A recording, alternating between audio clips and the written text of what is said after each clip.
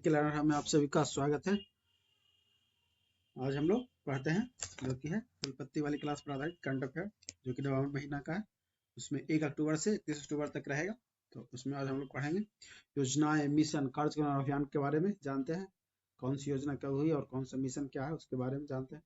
तो सबसे पहले जानते हैं मुख्यमंत्री डेयरी प्लान योजना। 29 सितंबर 2022 को क्या हुआ? मध्य प्रदेश के मुख्यमंत्री शिवराज सिंह चौहान ने सीहोर जिले के तालापुर ग्राम पंचायत में क्या हुआ? मुख्यमंत्री जन सेवा अभियान का शिविर मुख्यमंत्री डेयरी प्लान योजना का शुभारंभ किया, स्टार्ट किया।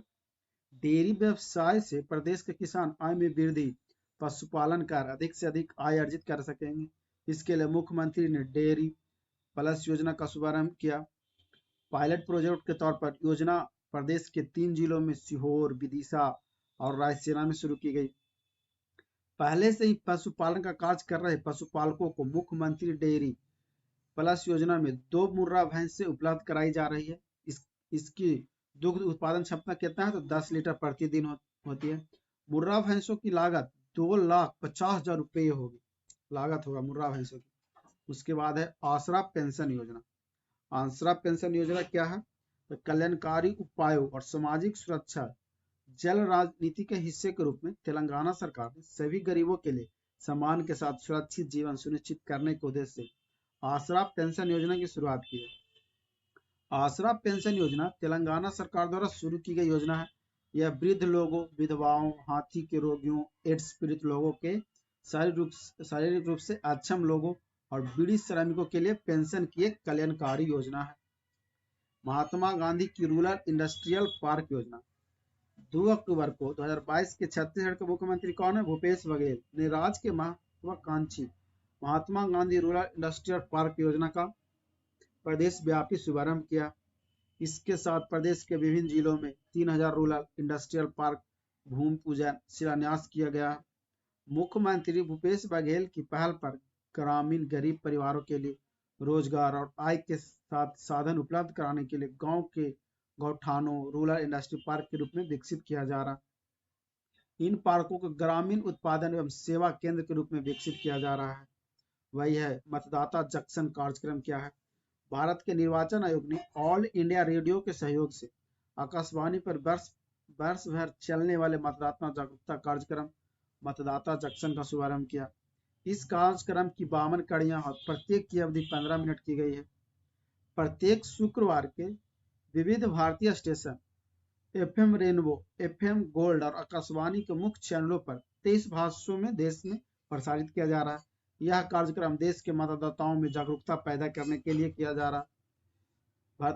वर्तमान में देश में 95 करोड़ पंजीकृत मतदाता जिसकी संख्या लगातार बढ़ रही है। उसके बाद है युवा 2.0 योजना। इस योजना में क्या है? प्रधानमंत्री युवा लेखक मार्गदर्शक योजना युवा 2.0 की शुरुआत की है। इस योजना का दूसरा संस्करण है। यह योजना का दूसरा संस्करण है।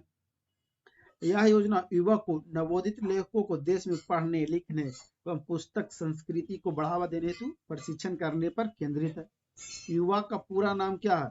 Young upcoming versatile authors. युवा 2.0 भारत @75 परियोजना आजादी के अमृत महोत्सव का हिस्सा रहा। उसके बाद है एंटी डस्ट अभियान। एंटी डस्ट अभियान क्या है? दिल्ली सरकार ने शहर में प्रदूषण को नियंत्रित करने के लिए निर्माण स्थलों पर 1 महीने के लिए एंटी डस्ट अभियान शुरू किया है।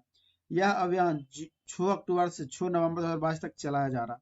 दिल्ली सरकार का लक्ष्य सर्दी के मौसम शहर में प्रदूषण के स्तर को कम करना।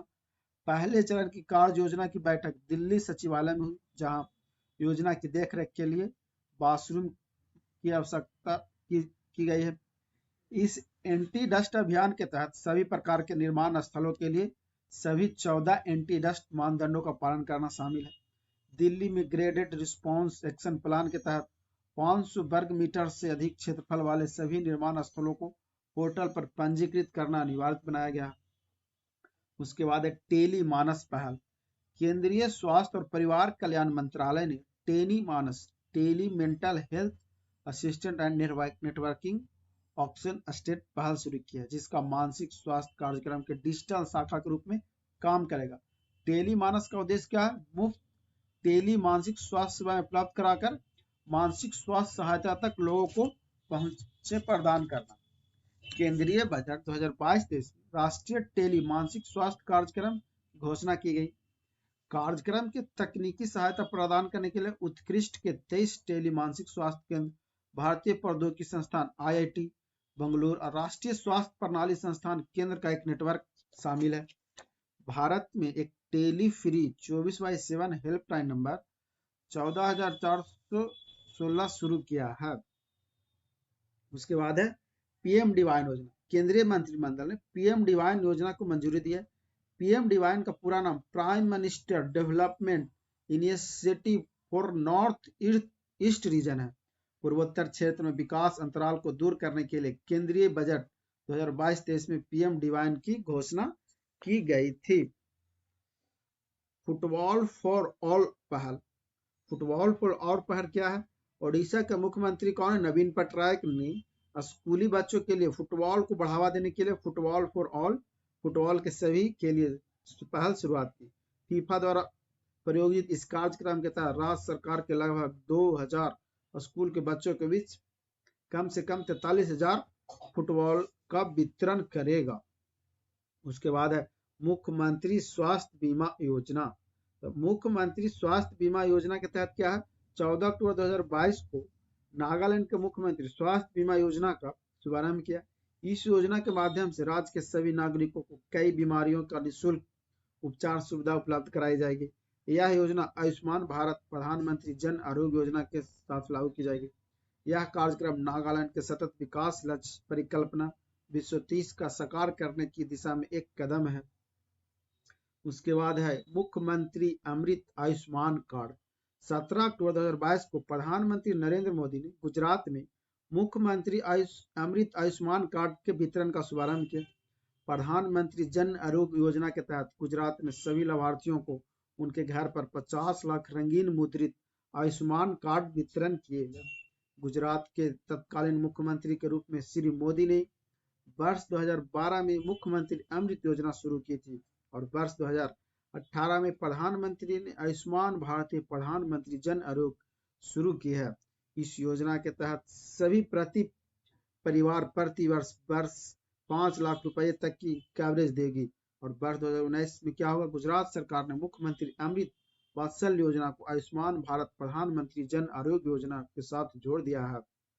उसके बाद है एक देश एक उर्वरक योजना, वन नेशन वन फर्टिलाइजर लागू किया गया है। तो 17 अक्टूबर 2022 को प्रधानमंत्री नरेंद्र मोदी ने नई दिल्ली में आयोजित 2 दिवसीय PM किसान योजना सम्मेलन 2022 का एक देश एक उर्वरक योजना शुरू की है। इस अवसर पर क्या होगा? 600 PM किसान को समृद्धि केंद्रों का उद्घाटन करने के लिए एक ब्रांड भारत लॉन्च किया है। इस कार्यक्रम के दौरान PM मोदी ने क्या किया? फर्टिलाइजर पर आधारित एक पत्रिका इंडियन एज को भी लॉन्च किया। और प्रधानमंत्री मोदी ने इस अवसर पर डायरेक्ट बेनिफिट ट्रांसफर के माध्यम से प्रधानमंत्री किसान सम्मान निधि के 12वीं किस्त भी जारी किया है। इसके माध्यम से 16,000 करोड़ रुपए की किस्त सीधे किसानों के बैंक खातों में ट्रांसफर कर दी जाएगी। उसके बाद है मिशन स्कूल ऑफ एक्सीलेंस। 19 अक्टूबर 2022 को क्या किया गया? प्रधानमंत्री नरेंद्र मोदी ने गुजरात के त्रिमंदिर अड़ाल में उत्कृष्ट mission school mission of excellence का शुभारंभ किया। मिशन की परिकल्पना कुल 10,000 करोड़ रुपए की परिव्यय के साथ की गई। और त्रिमंदिर में कार्यक्रम के दौरान प्रधानमंत्री ने लगभग 4,260 करोड़ रुपए की परियोजना को शुभारंभ किया। यह मिशन गुजरात में नई कक्षाएं, स्मार्ट क्लासेज, कंप्यूटर प्रयोगशाला की स्थापना और राज्य में स्कूल के साथ समग्र आधुनिकीकरण शिक्षा बुनियादी ढांचे को मजबूत करने में मदद करेगा। उसके बाद है मिशन लाइफ। मिशन लाइफ क्या है? तो 20 अक्टूबर 2022 को प्रधानमंत्री नरेंद्र मोदी ने क्या किया है? स्टैच्यू ऑफ यूनिटी, जिसको एकता नगर केवड़िया गुजरात में है, में संयुक्त राष्ट्र के महासचिव एंटोनियो गुटेरस की उपस्थिति में मिशन लाइफ पर्यावरण एक जीवन शैली का शुभारंभ किया। लाइफ का दृष्टिकोण ऐसी जीवन शैली जीने कहा जो हमारे ग्रह के रूप में अनुरूपित होगा और जीवन शैली के लिए प्रो प्लानेट पीपल कहा गया। उसके बाद 14वें जनजातीय युवा आदान प्रदान कार्यक्रम। 14वें जनजातीय युवा आदान प्रदान कार्यक्रम में क्या किया? 19 अक्टूबर को युवा खेल मंत्रालय, जो कि नई दिल्ली के गृह मंत्रालय से सहयोग से जनजातीय युवाओं को विकास के लिए क्या किया? 14वें जनजातीय युवा आदान प्रदान कार्यक्रम योजना का शुभारंभ किया, जो कि 25 अक्टूबर 2022 तक चला। इसका उद्देश्य क्या है? जनजातीय युवा के देश के भव्य सांस्कृतिक धरोहर से अवगत कराना, ताकि वो विविधता में एकता के सिद्धांत को भली भांति समझ सके।